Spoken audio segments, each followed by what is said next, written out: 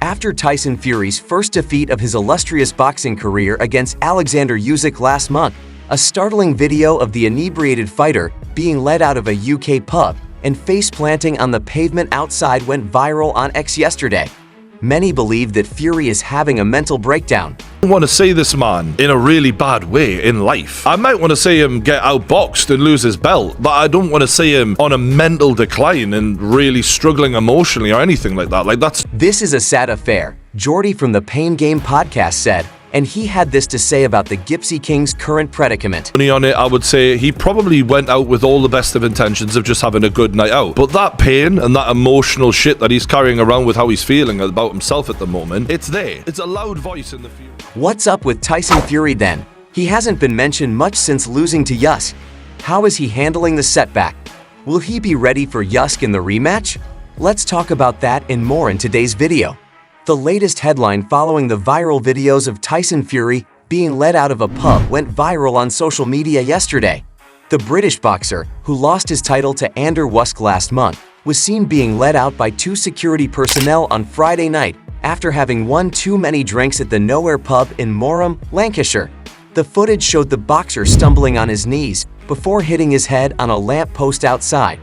Tyson, who is estimated to be worth £300 million due to his enormous, however, staff decided that he was too drunk, so they ended the Gypsy King's night and gently convinced him to return to his £1.7 million mansion, which he, along with his 7 children and his spouse, Paris. Many were worried about the heavyweight boxer's mental health, with one user writing that he will never be the same. Another source close to Fury claimed that the fighter had not had alcohol in more than a year and that he had had a few drinks too many. Another user commented that they were still feeling the effects of Usyk's left hook in the 9th round. A third user hoped that this was a one-time incident and that Fury wasn't going into meltdown over the USI loss. There was also a video taken by a driver that showed Fury crawling on all fours outside the bar, his head on the pavement. The driver said, "I heard a lot of shouting and commotion, and then I saw Tyson crawling on his hands and knees in the street. He looked in a bad way." Hopefully, after the video became popular on X, Jordy assessed the situation and made it clear that, despite their prior bad experiences together, he wasn't amused to see Fury in anguish. Jordy stressed that although Fury's actions may just be the consequence of an excessive night out, it is understandable for people to be concerned considering Fury's history of mental health issues following fights, including the downhill spiral that followed his fight with Vladimir Klitschko. Jordy pointed out that Fury had been doing well lately, leading a healthier lifestyle and staying out of the spotlight, but he couldn't help but connect the new video to Fury's defeat at the hands of Oleksandr Usyk, implying that the psychological damage of the loss may have contributed to his state of mind.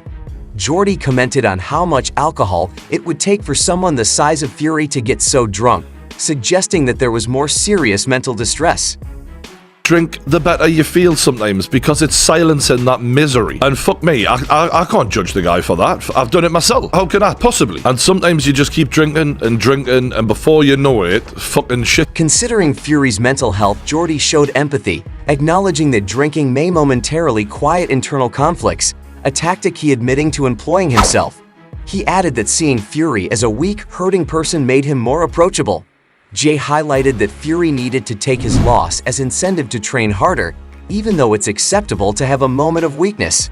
This behavior must persist, especially with a rematch against Usyk coming up. Jordy talked about how much strain Fury is under, not only from himself, but also from his family and supporters. This is especially true now that his father, John Fury, has made bold statements about his son's invincibility. This pressure, together with the loss, has probably made Fury's emotional weight even greater. Jordy stated that Fury finds it difficult to accept his new reality since his status as the unbeaten champion has been severely shattered. Fury. Because if there's one guy who you'd probably bet on to be resilient enough to come back from that, it's probably him, to be fair. For all I fucking take the piss, he's a tough son of a bitch. I'll never fucking say any different. But even for him, this is going to be hard. And that footage is a bit of... He maintained that Fury needed to use his suffering for good, much like Conor McGregor's coach John Kavanagh suggested handling defeat. Jordy cautioned that Fury's persistent behavior might point to a more serious problem. But he also thought that Fury could make a strong comeback if he could use his inner pain as fuel. In closing, Jordy expressed optimism that Fury's vulnerability would be made public and that this would encourage Fury to be more forthcoming about his issues. He thought that by seeming vulnerable, Fury might win back the trust and affection of his supporters. Encourage comparing McGregor to propel future success, Jordy underlined the significance of accepting and managing negative emotions. In the end, he thought that Fury would be reminded of his humanity by this tragedy, which would result in a healthier and more concentrated comeback to boxing talk sports. Additionally, Simon Jordan talked about Tyson Fury's recent public meltdown. Jordan acknowledged that Fury, like anyone else, has the right to go out and let off steam, but he also emphasized the larger ramifications of such behavior for a professional athlete. Jordan expressed a mixture of sadness and understanding regarding the situation.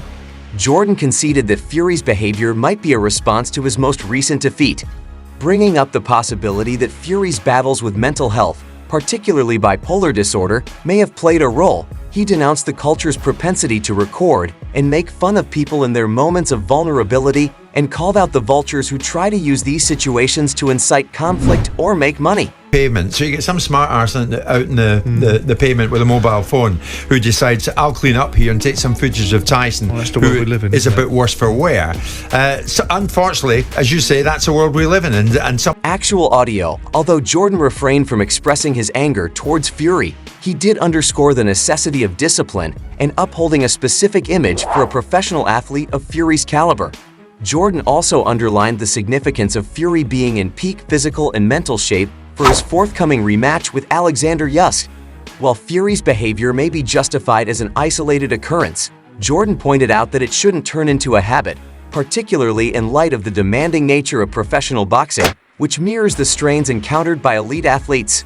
Jordan Drew made analogies to other British athletes who had experienced such problems. He emphasized that in order for athletes to excel, they must lead disciplined lives.